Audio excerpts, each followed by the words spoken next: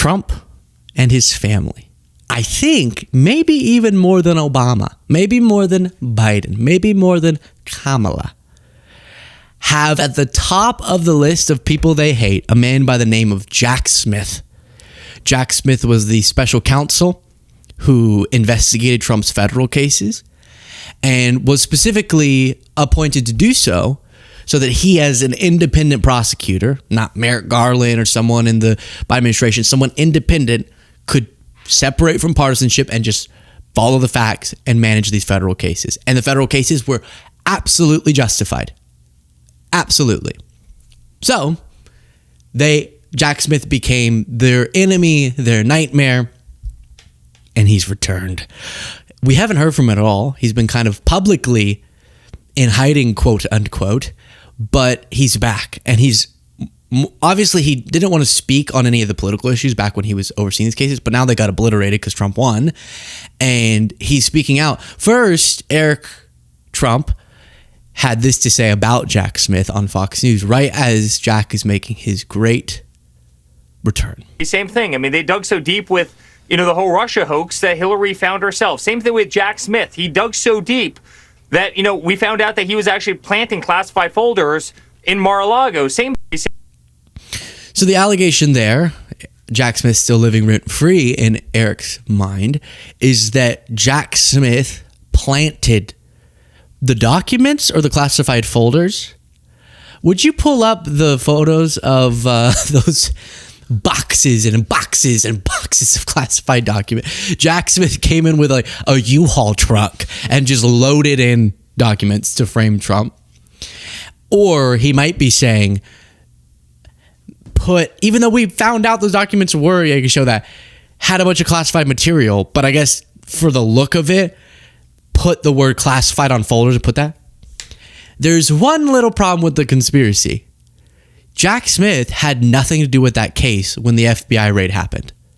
Jack Smith didn't get his role until well after the FBI raid happened. So there's unless he really was looking at a crystal ball that he was going to be the guy, and then he snuck into Mar-a-Lago, and then he played tennis with Barrett, and then he went and put the documents in.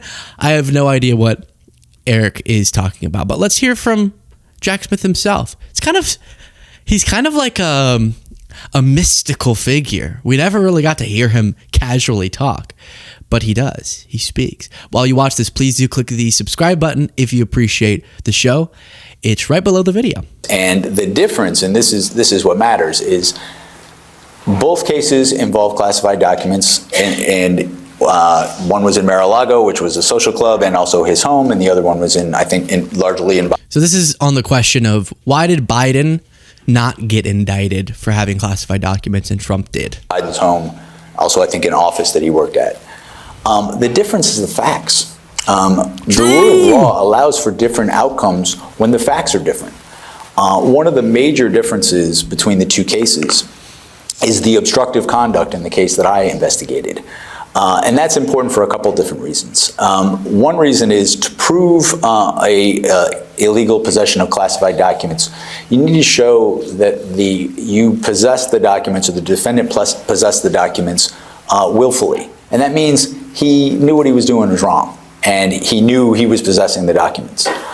In my particular case, we had tons of evidence of willfulness. And the obstructive evidence, publicly saying these are my documents or things like that, and I can keep them.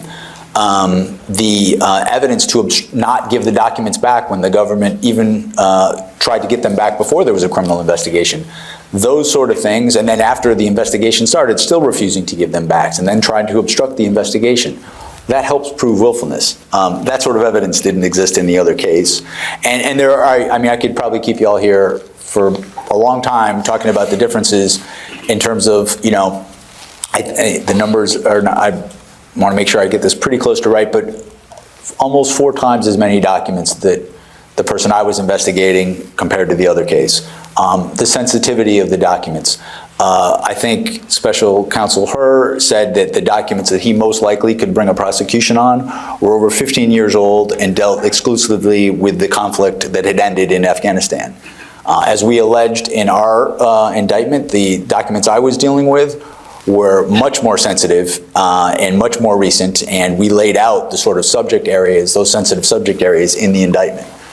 So there were a number. It's funny how he doesn't use the names. He's like, in the other case, there was in the other home, and then at Mar-a-Lago, the person I was investigating. Say their names, fine. But yeah, it's something we've gone over a lot, but it was an interesting question posed to him because we never heard him address this specifically. But remember, a special counsel was also appointed to investigate Biden, and he did. Robert Hur. Not Robert Him, Robert Hur. It's just dumb. It's dumb. I'm sorry. I had to. It's not even spelled like that, but you get it. Mr. Hur. So it was investigated independently, and the facts led to it wouldn't have the basis to prosecute Joe Biden. One of the lines in the report, the Hur report, not the him report, was about like a well-meaning, confused elderly man. And so didn't even know. It's like, hey, but you're not indicting him? All right, elderly as hell. I remember that. But a key part of it with Pence too. Remember Pence also. After Trump's story broke, all of the former presidents, vice presidents were like, is this classified? Oh my gosh, look at this. I have a classified document. Shoot. And Pence, there we go. Pence found it. Biden found documents. And the huge difference as to why they want to be prosecuted is what he said. The willful. Were they willfully holding on to them, knowing they didn't have the right to have them, and then obstructing the process of the federal government getting them back? And they didn't. Biden, whoa, what the hell are these? Oh my gosh.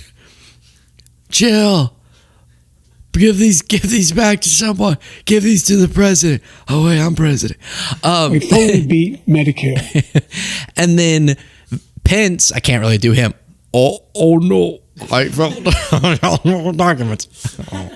And then the Trump example was they're mine, holding on to them.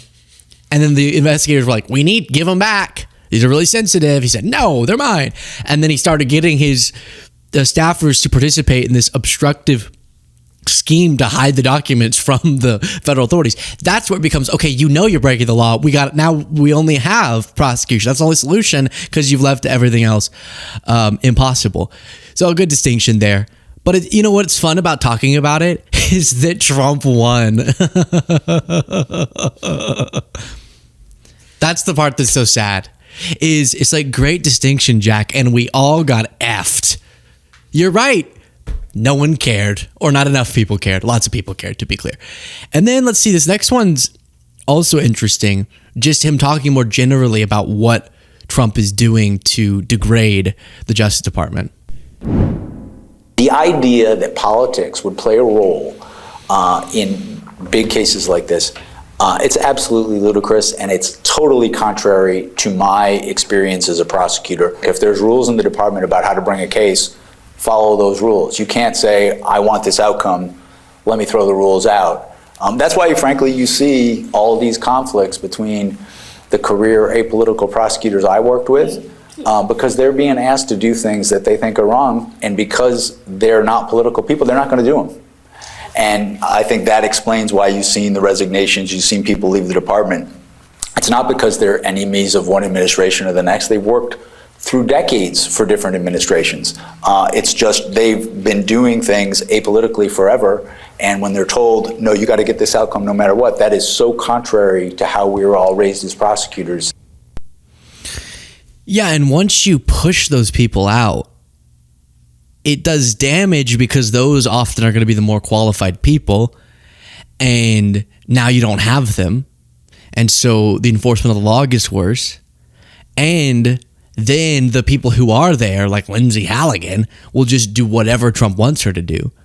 And that's how you actually see the weaponization.